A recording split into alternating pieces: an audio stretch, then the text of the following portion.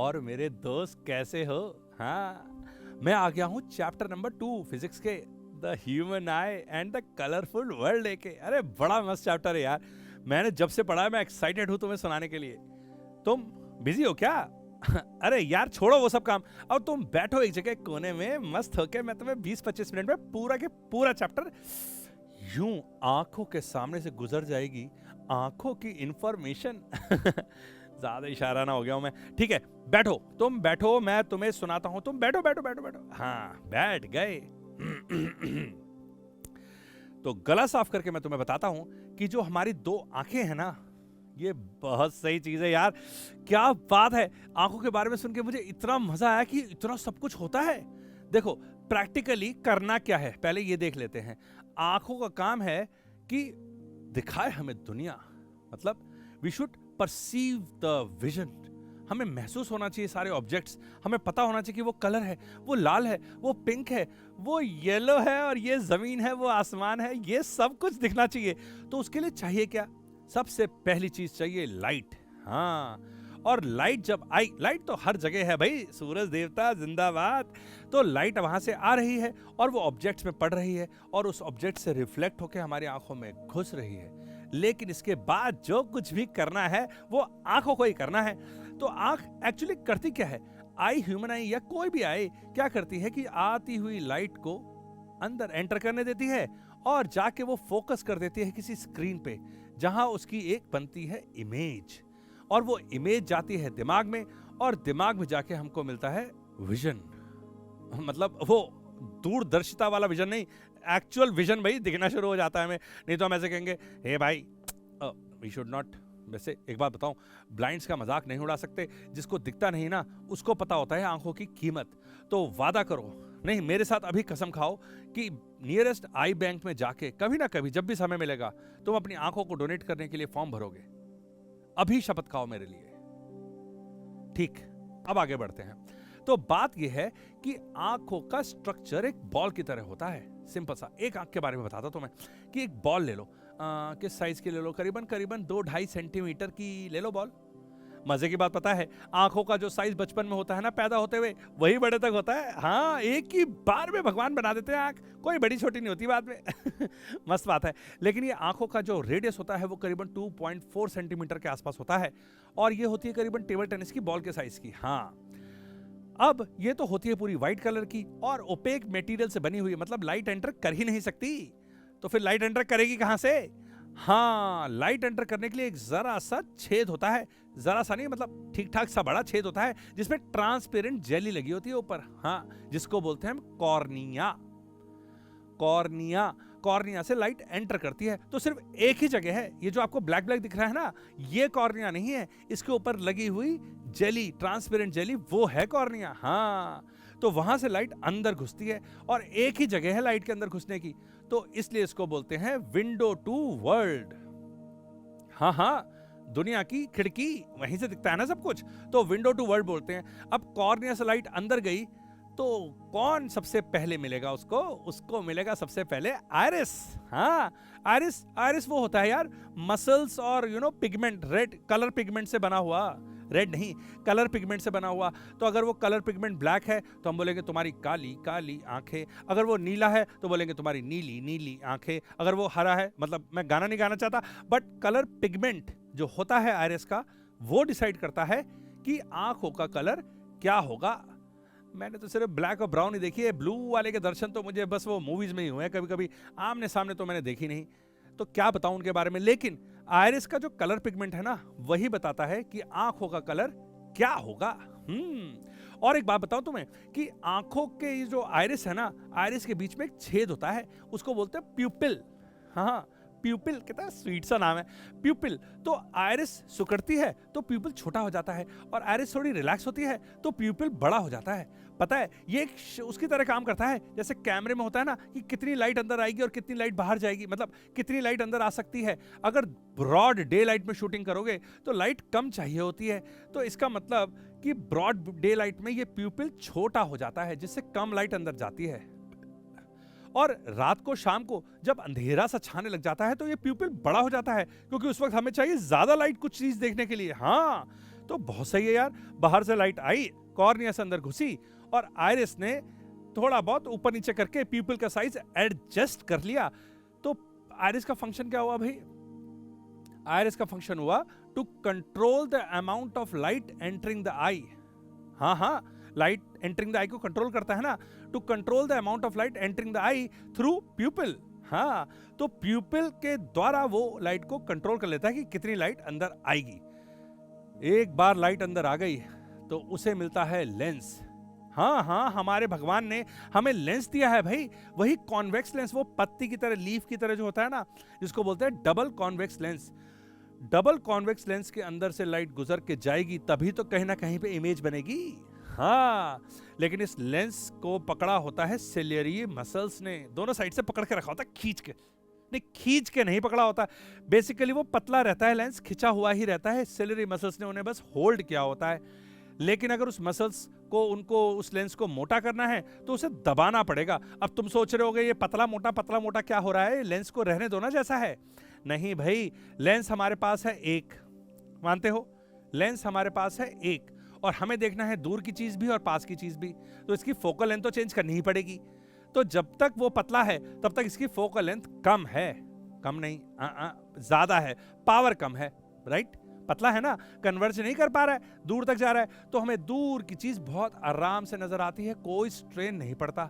लेकिन जब हम पास की चीज देखते हैं, जब हम पढ़ाई करते हैं, तभी मैं सोचूं मुझे पढ़ाई करते वक्त सर में दर्द क्यों होता है। मैं पढ़ाई जैसे करने लगता हूं तो मैं पास रख लेता हूं किताब, और ये लेंस को करना पड़ता है, सिलियरी मसल्स को मोटा, लेंस को करना पड़ जाता है मोटा, जिसकी वजह से उनको दबाना पड़ता है। तो जब दूर की चीजें देखते हैं तो आंखें रहती है रिलैक्स, और जब पास की चीजें देखते हैं तो आंखों में पड़ता है थोड़ा सा स्ट्रेन। एक मजे की बात बताऊं, बहुत सिंपल एक्सरसाइज है। सुबह छत के ऊपर जाओ, ठंडी ठंडी हवा में खड़े हो जाओ और एक दूर की चीज पे नजर गड़ा लो। 30 सेकंड के बाद एकदम टाइम देखो अपनी घड़ी में, तो पता चलेगा तुम्हें कि कैसे आंखें बिल्कुल रिलैक्स पोजीशन से बिल्कुल स्ट्रेन पोजीशन पे आती हैं। और फिर ये रिपीट करो बार बार, दूर पास दूर पास दूर पास। इससे तुम्हारी सिलियरी मसल्स की बढ़िया एक्सरसाइज हो जाएगी, है ना? हूं ना मैं बिल्कुल पक्का वाला दोस्त तुम्हें। क्या बात है, तुम्हारी आंखों को मैं और तेज कर दूंगा। तो अब तक कहानी यहां पहुंची कि कॉर्निया से लाइट अंदर आई और आयरिस ने प्यूपिल के through amount of light enter करवा दी और लेंस बीच में आया, और जिस चीज को तुम देख रहे थे उसके हिसाब से सिलियरी मसल्स ने उसकी फोकल लेंथ सेट कर दी। अब जब लाइट गई तो किसी स्क्रीन पे तो पड़ेगी ना, तो पीछे की पूरी, हाँ, आधी बॉल जो पीछे है वहां पे पूरी की पूरी स्क्रीन लगी हुई है। हाँ, उस स्क्रीन को बोलते हैं रेटिना। अरे बड़ी मस्त चीज है यार। स्क्रीन क्या होती है? स्क्रीन बनी होती है लाइट सेंसिटिव सेल से। हाँ, अब जब लाइट पड़ेगी उस पे तो ऐसे सेल होने चाहिए ना जो लाइट की जो भी इंफॉर्मेशन है उसको लेके दिमाग तक पहुंचा सके। तो लाइट सेंसिटिव सेल्स होते हैं वहां पे। दो तरह के सेल्स होते हैं, एक तो होता है रॉड्स और एक होता है कोन्स। कोन्स होते हैं जो कलर से सेंसिटिव होते हैं, C for cone, C for colour. Cone वाले कलर से सेंसिटिव होते हैं, और रॉड्स जो होते हैं वो इंटेंसिटी ऑफ लाइट से सेंसिटिव होते हैं। मतलब इंटेंसिटी मतलब ज्यादा लाइट या कम लाइट वो पहचान लेते हैं, और जो कलर वाले हैं वो डिफरेंट कलर्स पहचान लेते हैं, और इनके मिक्सचर से हमें दिखने लग जाता है पूरा। ओके, तो जब इमेज बनेगी रेटिना में तो वो वहां से दिमाग तक जाएगी। लेकिन मैंने एक बात सोची कि कॉन्वेक्स लेंस के जितने भी डायग्राम हमने बनाए हैं उसमें तो इमेज फार वाले ऑब्जेक्ट की इन्वर्टेड बनी थी, तो पता चला कि यहां पे भी इन्वर्टेड ही बनती है। हाँ, रेटिना पे इमेज इन्वर्टेड बनती है, लेकिन वहां से जो इंफॉर्मेशन इलेक्ट्रिक सिग्नल के रूप में ऑप्टिक नर्व से होती हुई दिमाग तक पहुंचती है, तो दिमाग उस इमेज को सीधा करके नॉर्मल दिखाता है। क्या चीज है यार, मेरा दिमाग इतना तेज से, मतलब मेरा नहीं, सबका ही दिमाग इतना तेज होता है, ये मेरे को बाद में पता चला कि वो उल्टी चीजों को सीधा कर देता है। इसका मतलब इमेज बनती है उल्टी लेकिन हमें दिखाई देती है सीधी। चलो कोई बात नहीं। तो कुल मिला के हुआ क्या कि आई लाइट कॉर्निया से और आयरिस के अंदर से प्यूपिल वाले छेद से होती हुई लेंस के थ्रू रिफ्रैक्ट होती हुई, कन्वर्ज होती हुई रेटिना पे पड़ती है, और रेटिना पे ऑप्टिक जो सेल्स होते हैं, जो लाइट सेंसिटिव सेल्स होते हैं, रॉड्स एंड कोन्स, वो उसकी इंफॉर्मेशन को लेके ले जाते हैं दिमाग में, और दिमाग बताता है कि तुम्हें ये दिखा है। मतलब ऐसे ही कुछ करके बहुत अच्छे से हमसे बात करता होगा ना दिमाग कि देख भाई मैंने इतना सारा काम कर दिया।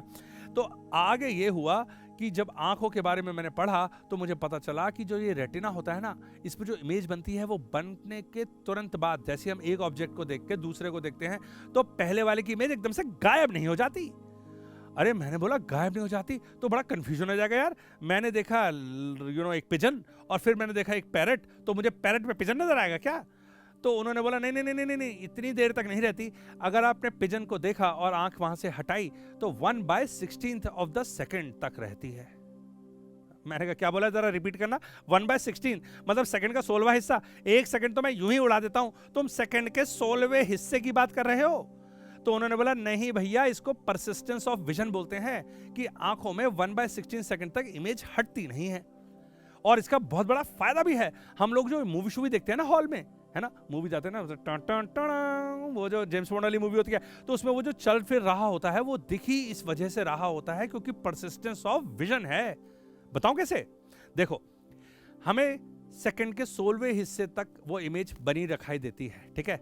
अगर हम ऐसा कुछ करें कि बहुत सारी इमेजेस एक के बाद एक दिखाते रहें और उनको अलग कर दे 1/16 से कम, यानी कि लेट्स से एक सेकंड में 24 इमेज दिखा दें, 24 फ्रेम, तो एक फ्रेम में आप ऐसे खड़े हो सीधे, फिर दूसरे में हल्का सा हिले, फिर तीसरे में हल्का सा हिले। वो किताब होती है ना, इसमें फर्र से हम हिलाते हैं और मूवमेंट सी दिखती है, याद है याद है याद है? हाँ, वैसी वो बुक जैसा होगा कि जल्दी जल्दी जल्दी जल्दी इमेज बदलती जाएगी और हमें लगेगा कि ये मोशन है, मतलब ये चीज चल रही है।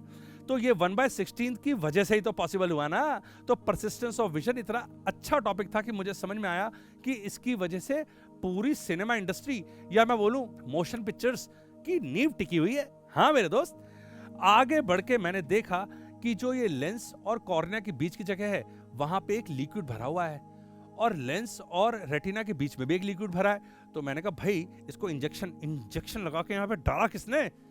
तो पता चला कि भाई जो टेबल टेनिस की बॉल है ना, जैसे पाँव के नीचे आके थोड़ी बड़ा पिचक जाती है ना, ये ऐसा ना हो पाए इसलिए आंखों के अंदर ये लिक्विड भरा होता है और लिक्विड की वजह से आई थोड़ी सी गुदगुदी सी हो जाती है। मतलब अगर दब भी जाए तो रीगेन कर लेती है अपना शेप। मैंने कहा भाई साहब ये नेचर भी कमाल की चीज़ है, क्या क्या चीज़ों का ध्यान रखा हुआ है। जो लेंस और कॉर्निया के बीच में पानी भरा होता है, बिल्कुल सॉल्टी वाटर है, क्लियर, उसको बोलते हैं एक्वस ह्यूमर। Aqueous humour. और जो लेंस और रेटिना के बीच में भरा हुआ है उसको बोलते हैं वेट्रस ह्यूमर। विट्रस ह्यूमर, मुझे तो ह्यूमर कुछ नजर आया नहीं ह्यूमरस सा, लेकिन फिर भी ठीक है, दोनों के नाम के आगे ह्यूमर लगा हुआ है। और आखिरी में हमने देखा कि जो ऑप्टिक नर्व है, जहां से आई के अंदर से वो नर्व निकलती हैं और जाती है दिमाग तक। भाई कहीं ना कहीं से तो आउटलेट देना पड़ेगा ना। जैसे इलेक्ट्रिक सिग्नल, इलेक्ट्रिक वायर के लिए हम कहीं ना कहीं पे प्लग पॉइंट बनाते हैं, वैसे ही वहां से सारे तार बाहर निकलते हैं। उस जगह पे अगर लाइट पड़ जाए, जी हाँ, उस जगह पे अगर लाइट पड़ जाए तो कुछ दिखेगा ही नहीं, क्योंकि वहां तो वो है ही नहीं स्क्रीन। उस पॉइंट को बोलते हैं ब्लाइंड स्पॉट। तो entry point of optic nerve जो होता है आई के अंदर, उसको बोलते हैं हम ब्लाइंड स्पॉट। हाँ, इतना करने के बाद मैं थक गया यार। लेकिन फिर वो जो चिकन था ना, उसकी स्टोरी सुन के मुझे इतनी हंसी आई कि मैं क्या बताऊं। चिकन जो होता है ना अपना, ये मुर्गा पक पक पक पक पक पक पक, हाँ वही वाला उसका क्या है कि उसको रात को नजर ही नहीं आता। रात को पता क्यों नहीं नजर आता? शाम होते ही वो बिल्कुल ब्लाइंड हो जाता है, ऐसे क्या हो रहा है मेरे आसपास पता क्यों हो जाता है? क्योंकि उसके पास रॉड सेल्स कम होते हैं। हाँ, इंटेंसिटी ऑफ लाइट से जो इंटरेक्ट करते हैं ना, sensitive to intensity of light, वो वाले सेल्स कम होते हैं, रॉड सेल्स। हाँ, तो कम होने के कारण जैसे ही शाम होती है भाई साहब बिल्कुल ब्लाइंड हो जाते हैं। और मॉर्निंग होते एकदम हैप्पी हो जाता है कि देखो देखो मेरे को लाइट नजर आ रही है। और तो और जब मैं बात करता हूँ बी बी बी मी, हाँ वो मक्खी वाला बी, तो बी की बात करता हूं तो उसको अल्ट्रावायलेट रेज नजर आती है। हाँ, उसके कौन सेल्स खास तौर के होते हैं। तो ये सारे के सारे जो ऑर्गेनिजम्स है ना, उनके जो सेल्स है ना वो ऊपर नीचे होते हैं, किसी के पास कुछ ज्यादा, किसी के पास कुछ ज्यादा। और ह्यूमन बींग्स में अगर किसी के पास कोई खास तरह के कोन सेल्स कम हो जाएं, जैसे कि सपोज करो उसको रेड ग्रीन वाले सेल कम हो गए, तो वो रेड ग्रीन के बीच में ना वो डिफरेंशिएट नहीं कर पाएगा, उसको समझ में नहीं आएगा कौन सा क्या कलर है और शेड्स क्या क्या है। उसको बोलते हैं कलर ब्लाइंड। दुख की बात यह है कि कलर ब्लाइंड का कोई अभी भी इलाज नहीं है। हाँ है ये जेनेटिक डिसऑर्डर, तो किसी को अपने पप्पा से मिलेगा, उसके पप्पा से पप्पा से मिलेगा, उसके पप्पा से पप्पा से मिलेगा, मतलब जेनेटिकली नीचे आ रहा है, लेकिन इसका कोई इलाज नहीं है अभी। चलो ढूंढ लेंगे यार, तुम बड़े होके ढूंढ देना फटाफट से। हाँ, इसके बाद हमने देखा कि power of accommodation, accommodation, accommodation. मेरे को लगा इसे कोई होटल में कोई एकोमोडेशन की बात हो रही है, लेकिन नहीं, वो कह रहा है कि आंखें कितना दूर की चीज को क्लियरली देख सकती है, उसको बोलते हैं फार पॉइंट। तो मैंने बोला दूर, मैं चांद सितारे तक देख सकता हूं, मैं वहां पहुंच के दिखाऊंगा एक बार। उन्होंने बोला नीचे आ जाओ, नीचे आ जाओ वत्स, वहां तक देख सकते हो, इसका मतलब हमारा फार पॉइंट इन्फिनिटी है। मैंने कहा ठीक है, आगे बताओ नियरेस्ट कितना है, नियर पॉइंट कितना है? तो बोला 25 सेंटीमीटर। मैंने कहा मतलब 25 सेंटीमीटर के पास की चीज मैं देख नहीं सकता? मैं तो अपने जब मैंने हाथ को अपनी आंखों के पास रख के देखा, तब मुझे पता चला कि जब मैं अपनी नाक के पास लेके आया तो बहुत ब्लर हो गया यार। हाँ, और स्ट्रेन भी आ रहा था। इसका मतलब बिना किसी स्ट्रेन के किसी भी चीज को मैं देख सकता हूं अगर मैं मेरी आंखों से 25 सेंटीमीटर की दूरी पे हो। इसको बोलते हैं नियर पॉइंट। अब इसके बाद मैं तभी बताऊंगा जब तुम व्हाइट कोट पहन के आओगे। अरे मेरे कहने का मतलब है, अब तुम्हें मैं वो वाली बातें बताऊंगा ना, वो जो ऑप्टिशियन होता है ना, वो जो नापता है वो लेंसेज लगा के। हाँ, डिफेक्ट्स ऑफ विजन। तो सबसे कॉमन डिफेक्ट था भाई मायोपिया। जितने भी बच्चे और ये जो दिखते हैं तुम्हें चश्मा लगाए हुए, ज्यादातर लोगों को मायोपिया है। मायोपिया मतलब शॉर्ट साइडेडनेस, मतलब पास का दिखता है। इसके नाम से मैं बहुत कंफ्यूज था। शॉर्ट साइडेडनेस से मुझे लगा कि पास का नहीं दिखता, लेकिन शॉर्ट साइडेडनेस मतलब पास का दिखता है, दूर का नहीं दिखता। अब दूर का नहीं दिखता, ओके, उसको बोलते हैं मायोपिया।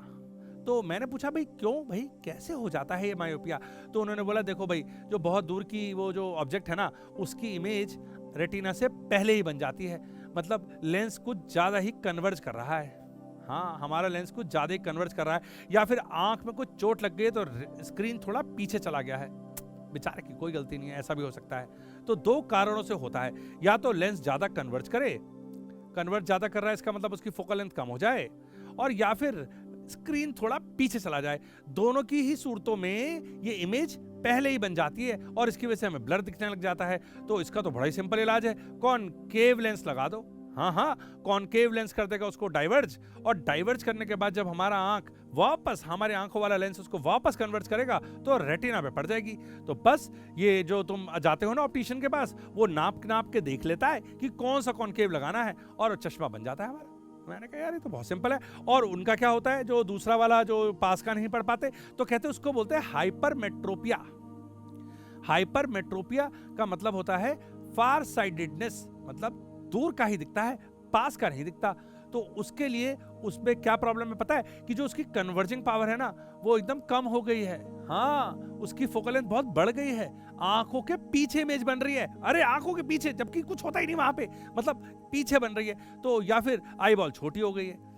मैंने बोला अच्छा ठीक है। तो पहले वाले में मायोपिया में इमेज आगे बन गई थी रेटिना के आगे, मतलब लेंस और रेटिना के बीच में, और दूसरे में पीछे बनी, मतलब रेटिना के बाहर, आंख के बाहर। तो उसको अंदर लाने के लिए थोड़ी कन्वर्जिंग पावर और चाहिए, हमारा लेंस उतना कन्वर्ज नहीं कर पा रहा है। तो फिर हम लगा देते हैं कॉन्वेक्स लेंस। हाँ, तो वो भी कॉन्वेक्स लेंस, ये भी कॉन्वेक्स लेंस, दोनों भाई भाई मिलकर जब कन्वर्ज करते हैं तो इमेज बन जाती है रेटिना पे। इस बीमारी को ठीक कर सकते हैं कॉन्वेक्स लेंस से, और मायोपिया को कर सकते हैं कॉनकेव से, और हाइपर। इसका मैंने बचपन में तुम्हें बताऊं, एक बहुत ही स्टूपिड सा वो बनाया था, कुछ सुन ना ले, ध्यान से सुनना। मैंने बनाया था छोटी गुफा बड़ी मोम। छोटी गुफा बड़ी मोम। छोटी मतलब शॉर्ट साइडेडनेस, गुफा मतलब कॉनकेव, केव। हाँ, और बड़ी मोम मतलब फार साइडेडनेस, मोम मतलब वेक्स, कॉन्वेक्स। छोटी गुफा बड़ी मोम था बड़ा स्टूपिड, लेकिन बचपन में मुझे याद नहीं होता था। अब तुम्हारे पास जैसे स्पीकिंग चॉक से मेरे पास थोड़ी था जो मुझे बता दे। हाँ, इतने अच्छे से समझा रहा हूं मैं तुम्हें यार, मजाक नहीं उड़ाना। देखो, किसी को बताना नहीं कि मैंने बताया था तुम्हें, तुम बोलना ये तुम्हारा अपना है, ठीक है, अपने ऊपर ले लेना। तो इसके बाद तीसरी बीमारी मैंने पढ़ी, उसका तो नाम ही प्रोनाउंस नहीं कर पा रहा था मैं, प्रेस, बाद में पता चला पी साइलेंट है, रेस बायोपिया। हाँ, PRESBYOPIA, रेस बायोपिया। रेस बायोपिया को बोलते हैं ओल्ड साइट। हाँ, बुढ़ापे में जो हो जाता है, तो बुढ़ापे में पास का पढ़ने में दिक्कत होती है। तो मैंने बोला इसी को तो बोलते हैं हाइपरमेट्रोपिया। तो उन्होंने बोला नहीं नहीं नहीं नहीं नहीं, एक छोटा सा महीन सा फर्क है भाई। हाइपरमेट्रोपिया इस वजह से होता है कि कन्वर्जिंग पावर बहुत कम हो गई है, तभी तो इमेज पीछे बन रही है, या आई बॉल छोटी हो गई है। ये इन दोनों की वजह से नहीं होता, ये होता है सेलेरी मसल्स लेंस को दबा नहीं पा रहे, इसकी वजह से वो लेंस मोटा नहीं हो पा रहा, और इसकी वजह से पास की चीजें देखने में दिक्कत हो रही है, तो पढ़ने वढ़ने में दिक्कत हो जाती है। हाँ, तभी वो बूढ़े लोग होते हैं ना, और वो पिक्चरों में दिखाते हैं मुनि बिल्कुल नाक पे चश्मा रखते हैं, हाँ, सिर्फ पढ़ने के लिए। वही उसको बोलते हैं रेस बायोपिया। तो बस इतना पढ़ के मैंने सोचा कि मैं अब अपनी आंखों का ख्याल रखूंगा, और मैं इन्हें रोज सुबह ठंडे ठंडे पानी से धोया करूंगा, क्योंकि मुझे ना मायोपिया चाहिए ना हाइपरमेट्रोपिया। और मुझे तब याद आया कि मेरे ऑलरेडी चश्मा लगा हुआ है, मेरी आई मायोपिक है। तो फिर मैंने सोचा कि अगर मैं पावर से पता लगाऊं कि मेरा फार पॉइंट कहाँ है, समझे भाई, सिंपल सी बात है ना। अगर मुझे दूर का नहीं दिख रहा, इसका मतलब मेरे को इन्फिनिटी पे तो मेरा फार पॉइंट है नहीं, मेरा फार पॉइंट जरा पास आ गया है, मेरे को मतलब वहीं तक का दिखता है। तो मैंने देखा कि मेरे चश्मे की पावर थी 2, और 2 का मतलब मेरी फोकल लेंथ हो गई 0.5 मीटर, मतलब सिर्फ 50 सेंटीमीटर तक मुझे क्लियर दिखता है यार। मुझे नहीं पढ़ना चाहिए था ये सब, मुझे पता चल गया अपनी आंखों के बारे में कि मुझे ज्यादा दूर का नहीं दिखता है। तो जैसे जैसे पावर बढ़ती है, आपका जो फार पॉइंट था ना, वो पास आता जाता है कि बस वहीं तक का दिखता है सिर्फ, तो मैं उसके दूर का कुछ दिखता ही नहीं है ठीक से, तो फिर चश्मा लगाना पड़ता है। खैर छोड़ो ये डिप्रेसिंग बातें, और चलते हैं हम रंगों की दुनिया में। हाँ, अगला टॉपिक था प्रिज्म। Triangular prism. हाँ, ट्रायंगुलर प्रिज्म में मैं तुम्हें बताऊं कुछ नहीं होता है। ट्रायंगुलर प्रिज्म वैसा होता है जैसे 3 पेंसिल बॉक्स को चिपका के रख दो, वो एक नीचे और 2 उससे टिका के ऐसे वी बना के। हाँ, तो ये कैसा बन जाएगा, बिल्कुल 3 रेक्टेंगल, और एक साइड से देखोगे तो ट्रायंगल, और उस साइड से देखोगे ट्रायंगल, या फिर एक ट्रायंगल के ऊपर दूसरा ट्रायंगल के ऊपर तीसरा ट्रायंगल, ऐसे इक्विलेटरल ट्रायंगल ऊपर तक रखते रहो, तो टॉबलेरोन चॉकलेट की तरह बन जाएगा। टॉबलेरोन की याद आ गई मेरे को। ओके, उसे बोलते हैं रेक्टेंगुलर प्रिज्म, नहीं ट्रायंगुलर प्रिज्म। ट्रायंगल रिपीट हो रहा है ना पूरे में ऊपर तक। तो इस ट्रायंगुलर प्रिज्म में जब लाइट पड़ती है, तो एक साइड से जब घुसती है तो वही होता है जो पिछली बार हुआ था, रिफ्रैक्शन होता है। लेकिन ये बेंड होके जब दूसरी साइड से निकलती है तो ग्लास स्लैब की तरह नहीं निकलती, हाँ, एकदम डिस्पर्स हो जाती है। अब ये जो डिस्पर्स हो जाती है तो उसको हम बोलते हैं रिफ्रैक्शन थ्रू प्रिज्म और डिस्पर्शन ऑफ व्हाइट लाइट। बताऊं क्या होता है, बड़ा इंटरेस्टिंग टॉपिक है यार। डिटेल में मैं तुम्हें क्लास में पढ़ाऊंगा आसाविद अभी में, लेकिन अभी मैं तुम्हें बता दूं कि वो जो प्रिज्म है ना, ट्रायंगुलर प्रिज्म, उसमें एक साइड से जब घुसती है और दूसरी साइड से निकलती है तो बीच में होता क्या है ये बता देता हूं। सारे कलर जो है ना, 7 कलर से बनी है हमारी white light, violet, indigo, blue, green, yellow, orange, red. हाँ, वही विबग्योर, इंद्रधनुष वाले कलर, लेकिन इन सबकी वेवलेंथ अलग अलग है। हाँ, वॉयलेट की वेवलेंथ कुछ 4000 आर्मस्ट्रॉन्ग है, तुम 1 सेकंड के लिए 4 समझ लो, और रेड की 8, तो दुगुने का फर्क है तकरीबन। तो वेवलेंथ क्या होता है तुम्हें पता है ना, वो जो वेव बनाते हैं ऊपर जाता है और फिर वो 0 से नीचे आता है, फिर ऊपर जाता है। तो जो ऊपर के बीच का जो डिस्टेंस होता है ना, कोई भी 2 कॉन्सिक्यूटिव क्रेस्ट के बीच का जो डिस्टेंस होता है ना, उसे बोलते हैं वेवलेंथ। तो रेड की होती है बहुत ज्यादा और ब्लू की होती है बहुत कम, वॉयलेट की। इससे फायदा ये पड़ता है कि प्रिज्म के अंदर ये दोनों अलग अलग स्पीड से जाते हैं, और जिसकी वजह से अलग अलग रिफ्रैक्शन होता है। याद है ना मुझे, मैंने तुम्हें रिफ्रैक्टिव इंडेक्स पढ़ाया था, अरे भूल गए क्या? रिफ्रैक्टिव इंडेक्स से बोला था कि refractive index of a medium with respect to some other medium for a given light. हाँ, तो ये हर एक कलर के लिए रिफ्रैक्टिव इंडेक्स अलग अलग होता है। तो रिफ्रैक्टिव इंडेक्स ऑफ रेड सबसे कम होता है, मतलब रेड सबसे कम बेंड होती है, और वॉयलेट का रिफ्रैक्टिव इंडेक्स सबसे ज्यादा होता है। वेवलेंथ अलग अलग है ना, तो इसकी वजह से होता क्या है कि रेड कम रिफ्रैक्ट होने के कारण ऊपर निकलती है, और वॉयलेट ज्यादा रिफ्रैक्ट होने के कारण नीचे निकलती है। तो जो ये रेनबो बनता है ना, वो नीचे से ऊपर की तरफ बनता है, विबग्योर। समझे? अब जब इसके बाद मैंने समझा कि ये प्रिज्म तो समझ में आ गई, तो देखा कि अगर दूसरी प्रिज्म को उसके ऊपर उल्टा करके रख दो तो फिर से वो सारे कलर मिलके व्हाइट लाइट बना देंगे। तो मैंने कहा यार अच्छा, अब समझ में आया कि पिछले चैप्टर में वो जो ग्लास स्लैब थी वो भी तो एक तरीके से 2 प्रिज्म जुड़ी हुई थी ना। हाँ, तो ये तो फिर ठीक है कि अगर दोनों सरफेस पैरेलल हैं, मतलब घुसने वाली जगह और निकलने वाली जगह, तो व्हाइट लाइट निकलेगी, और अगर ये रेक्टेंगुलर हुए जिसमें वो पैरेलल नहीं है तो बन जाएगा रेनबो। वाह भाई वाह, मुझे ये समझ में आ गया। मुझे बड़ी खुशी हुई कि मैं जाके अपने दोस्त को बताऊंगा। लेकिन कॉज ऑफ रिफ्रैक्शन मत भूलना। हाँ, this is because of the different wavelength of different colour, जिसकी वजह से वॉयलेट का रिफ्रैक्टिव इंडेक्स सबसे ज्यादा होता है और रेड का सबसे कम। इसलिए रेड की बेंडिंग सबसे कम होती है और वॉयलेट की सबसे ज्यादा। इसके बाद जब मैं आगे बढ़ा तो मैंने देखा कि बहुत ही प्यारी प्यारी चीजें दी हुई थी, जैसे कि एटमॉस्फेरिक रिफ्रैक्शन। अरे तुम्हें बताऊं, जो तारों से रोशनी आ रही है ना, वो ऐसे आ रही है जैसे, मैं क्या बताऊं, अरे तुम वो रॉड याद है जिससे हम मछली पकड़ते हैं? हाँ, सपोज करो तुमने वो रॉड को हाथ में पकड़ा हुआ है, तो कैसे रॉड होगी? वो सीधी जाएगी और फिर आगे झुक जाएगी। हाँ, जब मछली पकड़ में आती है तो और जोर से झुक जाती है, वो झुक जाएगी। इसका मतलब है कि सपोज करो उस रॉड की टिप पे सितारा लगा हुआ है, लेकिन लाइट ऐसे घूम के रॉड से आ रही है और हमारी आंखों में जा रही है, लेकिन हमें सितारा नजर आएगा बिल्कुल सीधा सामने। तो जो सितारा होराइजन पे भी है ना, वो भी हमें ऊंचा नजर आएगा। लेकिन ये घूमती क्यों है? अरे यार, घूमने के लिए है तो बीच में हवा की इतनी लेयर्स। हाँ, सितारे से तो रोशनी पूरे वैक्यूम में आ रही है ना, और जब अर्थ में एंटर करती है तो वहां पे बहुत सारी हवा की लेयर्स है भाई। तो रेयर अर्थ से डेंसर मीडियम की तरफ जा रही है, तो it will bend towards normal. तो ये घूम के हमारी आंखों में आती है, जिसकी वजह से हमें star up high in the sky नजर आता है, जबकि वो वहां होता नहीं है। यार ये कितना धोखा है हमारे साथ यार, वहां पे तारा ही नहीं है, वहां पे तारा नजर आ रहा है, क्या लगा रखा है ये? लेकिन कोई बात नहीं, मैं आगे पढ़ता रहा। एटमॉस्फेरिक रिफ्रैक्शन, और एटमॉस्फेरिक रिफ्रैक्शन में और भी बड़ी मजेदार चीजें थी, बताऊं? दूसरी बात बताता हूं। देखो, तारे से रोशनी आई, ठीक है, तो तारे से रोशनी आई और घूम के हमारी आंखों में आ गई।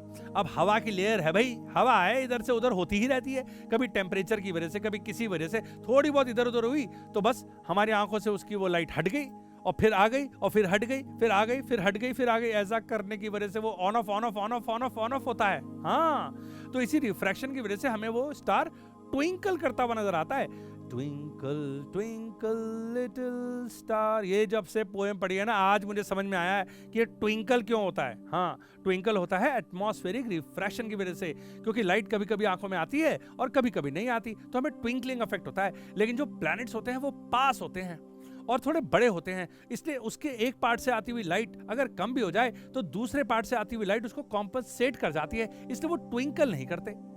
क्या कर सकते हैं, तारों की किस्मत में लिखा है ट्विंकल ट्विंकल लिटिल स्टार, नहीं तो ट्विंकल ट्विंकल हैवी प्लैनेट भी होता है ना एक स्टोरी। नहीं होता, नहीं होता है, twinkle twinkle only little star होता है। और उसके बाद बताओ तुम्हें कि एडवांस सनराइज सनसेट स्काई का कलर ब्लू। अरे क्या मजेदार बातें थी यार, मैं तो बस पढ़ता ही रह गया। पहले क्या बताऊं, पहले मैं बताता हूं तुम्हें सनसेट। देखो, सनसेट बता दूं, हाँ, अर्ली सनसेट, क्योंकि सन तो होता है होराइजन के नीचे। अब समझो कि वो जो तुमने वो जो मछली पकड़ने वाली जो स्टिक थी जो बेंड हो रही थी आगे से, उसके कोने पे सन है। अब वो होराइजन के नीचे है, मतलब होराइजन मतलब जितना हमें अर्थ में दिख रहा है उसके नीचे है, अभी उगा नहीं है, लेकिन फिर भी लाइट तो घूम के आ जाएगी हमारे पास। और जब वो घूम के आ जाएगी रिफ्रैक्शन की वजह से, तो सन हमें दिखाई देगा ऊपर। तो पता है, सुबह सुबह जो पहला पहला सूरज नजर आता है ना, वो ऑरेंज ऑरेंज सा, वो सूरज नहीं होता यार, उसकी इमेज होती है। हाँ, अरे यार, उसकी इमेज होती है। तो अर्ली सनराइज, उसके बाद लिखा था अर्ली सनसेट। अरे मैंने कहा यार, क्या मजाक लगा रखा है। सिंपल सी बात है, जब सन होराइजन के नीचे होगा और ऊपर दिखाई देगा तो इमेज बनेगी। अब जब उग रहा होगा और नीचे होगा और पहले ही दिखने लग जाएगा तो हम बोलेंगे अर्ली सनराइज। और जब डूब रहा होगा और नीचे चला रहेगा तब भी दिखता रहेगा तो हम बोलेंगे लेट सनसेट, मतलब डिलेड सनसेट, मतलब हो गया लेकिन अभी भी दिख रहा है। तो सिंपल सी बात है, सन जब होराइजन के नीचे होता है तब भी ऊपर दिखता है। बस इतनी सी बात समझ लो, क्यों दिखता है, सिंपल सी बात है, वही जो सितारों के साथ हुआ था, है ना, होराइजन पर चीज ऊपर दिखाई दे रही थी, क्योंकि लाइट तो बेंड होके आ रही है ना। हाँ, बीच में आ रही है ना, रेयर टू डेंसर मीडियम में। बड़ा ही इंटरेस्टिंग था। तो ट्विंकलिंग के बाद और ये सब करने के बाद मैं जब आगे बढ़ा तो मैंने जो टॉपिक देखा, तब मुझे पता चला कि ये नीले नीले अंबर पे जो गाना लिखा है ना किसी ने, वो यहीं से पढ़ के लिखा है। मैं मजाक कर रहा हूँ, मेरे कहने का मतलब है कि स्काई ब्लू क्यों होता है, इसके बारे में मैंने पढ़ा तो पता चला कि स्कैटरिंग ऑफ लाइट की वजह से होता है। स्कैटरिंग कैसे समझाऊं, इमेजिन करवाता हूं तुम्हें। देखो, तुम सोचो कि बड़े 7 अलग अलग टाइप की साइकिल्स है। हाँ, एक साइकिल के टायर बिल्कुल छोटे छोटे, वो हॉट व्हील्स के टायर की तरह, हाँ, छोटे छोटे, और एक साइकिल का टायर बड़ा है और बीच में ऐसे धीरे धीरे बड़े होते जा रहे हैं। अब अगर सामने थोड़े बहुत कंकड़ पत्थर आ गए तो छोटी छोटी साइकिलें तो वहीं गिरने लग जाएंगी हैं, और बड़ी साइकिल तो उस कंकड़ के पत्थर के ऊपर से होके भी गुजर सकती हैं। समझे? तो जो सबसे छोटी वेवलेंथ है ना, जिसको मैंने सबसे छोटी साइकिल बोला, छोटे टायर वाली साइकिल बोला, वो होती है ब्लू। और जो बड़े टायर वाली साइकिल है वो है रेड।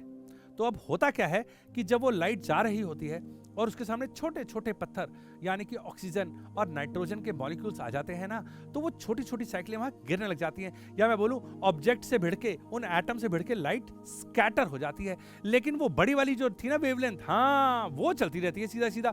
तो इसका मतलब कि ये सारे कलर्स में से ब्लू सबसे ज्यादा स्कैटर होगा। हाँ बिल्कुल होगा भाई, ब्लू की वेवलेंथ इतनी कम है कि उसके सामने छोटा सा पार्टिकल भी आएगा तो वो स्कैटर हो जाएगा, इसीलिए स्काई ब्लू नजर आता है। सच बताऊं, मुझे इतना पढ़ने के बाद ये बात पूरी ठीक से समझ में नहीं आई, तो मैंने थोड़ा आगे पढ़ा। हाँ मैं क्या बताऊं, मैं सच बोलने का आदी हो गया हूं। तो मैंने देखा कि एक एक्सपेरिमेंट दिया है या कोई इफेक्ट सा दिया हुआ है जिसका नाम है टिंडल इफेक्ट। हाँ टिंडल, टिंडे नहीं टिंडल, हाँ टिंडल इफेक्ट। टिंडल इफेक्ट में क्या था देखो कि उन्होंने वो स्काई वाली बात को साबित कर दिया। बड़ा ही इंटरेस्टिंग है भाई टिंडल इफेक्ट। उसमें क्या है कि एक जार लिया उन्होंने, उसमें भरा बिल्कुल क्रिस्टल क्लियर पानी, और उस पानी में डाला कुछ कुछ, वो केमिकल का नाम मुझे याद नहीं आ रहा, क्या था सोडियम थायोसल्फेट। हाँ हाँ हाइपो लिखा था, hypo solution of sodium thiosulphate, और एक दो बूंद वो सल्फ्यूरिक एसिड भी डाल दिया। हाँ तो उससे हुआ क्या कि वो जो सोडियम के जो पार्टिकल थे ना छोटे छोटे, उसका साइज ऐसा था कि वो जो ब्लू कलर की, जो वॉयलेट कलर की जो वेवलेंथ है ना, उससे भी छोटा था। हाँ तो उसने क्या किया भाई, उस ब्लू को स्कैटर कर दिया। अब हुआ क्या कि वो बर्तन था ना, वो ऐसा था 4 खानों वाला, मतलब 4 जगह से उसको देख सकते हैं। तो मैंने हर तरफ से देख लिया, वो ब्लू दिख रहा था, बस एक साइड को छोड़ के जहां से लाइट बाहर निकल रही थी, तीनों साइड से देखा वो ब्लू दिख रहा था।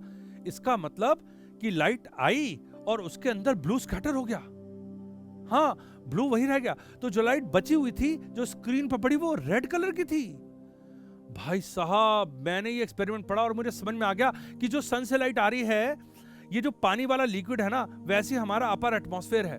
हाँ अपर एटमॉस्फेयर में ब्लू स्कैटर हो गई, तो वो ब्लू कलर का नजर आ रहा है, और जो बाकी लाइट थी वो नीचे आ गई।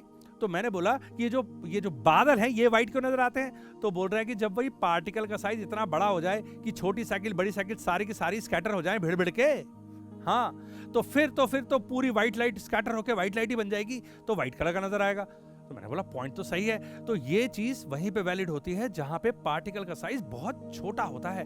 तो उस छोटे होने की वजह से क्या होता है कि ब्लू लाइट तो स्कैटर हो जाती है, और इसके लिए हमारा पूरा स्काई वही जार की तरह ब्लू नजर आता है। है ना मजेदार स्टोरी। तो टिंडल इफेक्ट जरूर पढ़ना। ये तो हुआ हमारा ब्लू स्काई, और उसके बाद लिखा था कि भाई नीचे आते आते तक शाम को रेड क्यों हो जाता है। तो रेड इसलिए हो जाता है कि सन हमसे इतनी दूर निकल जाता है, इतनी दूर निकल जाता है। सपोज करो वो जार इतना लंबा कर दो, लंबा, तो शुरू में तो ब्लू नजर आएगा, फिर हल्का ब्लू, फिर ब्लू खत्म हो जाएगा और सिर्फ रेड रह जाएगा। अब समझे ना, वो स्काई जब बहुत ज्यादा डिस्टेंस ट्रेवल करना पड़ता है लाइट को, तो ब्लू तो पूरा स्कैटर ही हो जाता है और हमारी आंखों तक सिर्फ और सिर्फ रेड कलर पहुंचता है। रेड बड़ा सही है यार, रेड स्कैटर नहीं होता। बड़े टायरों की बात ही कुछ और है। हाँ मतलब बड़ी वेवलेंथ की बात ही कुछ और है। तो बड़ी वेवलेंथ होने की वजह से रेड जो है वो लीस्ट स्कैटर होता है, और इसी की वजह से सारे डेंजर सिग्नल जैसे कि रेड लाइट, हाँ, और कार के पीछे की टेल लाइट, ये सारी रेड कलर की बनाते हैं ताकि दूर से दिख जाए। भाई एक्सीडेंट थोड़ी ना कराना है। तो भाई ये सारी चीजें पढ़ते हुए जब मैं आगे पहुंचा तो मुझे लगा कि अब मेरी आंखों में पड़ रहा है बहुत स्ट्रेन। और सच बात बताऊं, मैंने तुम्हें पूरा चैप्टर सुना दिया, तुमने एक बार मन में ताली नहीं बजाई मेरे लिए। बजा दो बजा दो। Thank you thank you thank you. तो अब हम मिलेंगे करंट के साथ, हाँ मतलब इलेक्ट्रिसिटी के साथ, ठीक है। तो ये हुआ आपका ह्यूमन आई। मैंने आपको बताया कि आंख के अंदर वो कॉर्निया और कॉर्निया के बाद वो आइरिस के बाद लेंस को पकड़ा हुआ है सिलरी मसल्स ने, और पीछे रेटिना में बनी इमेज ऑप्टिक नर्व लेके गई दिमाग तक, दिमाग ने उसे सीधा करके दिखाया।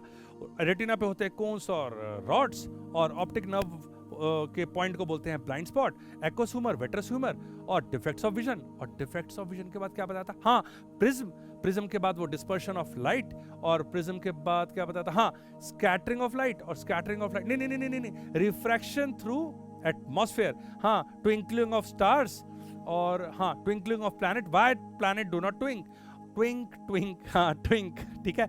और आखिरी में मैंने आपको बताया कि स्काई ब्लू क्यों होता है और रेड क्यों हो जाता है शाम को। मैं हारूंगा नहीं और रुकूंगा नहीं, ठीक है। मैं तुम्हें पढ़ा के छोड़ूंगा सिर्फ अपनी वॉइस से, क्योंकि मेरा नाम है स्पीकिंग चॉक्स।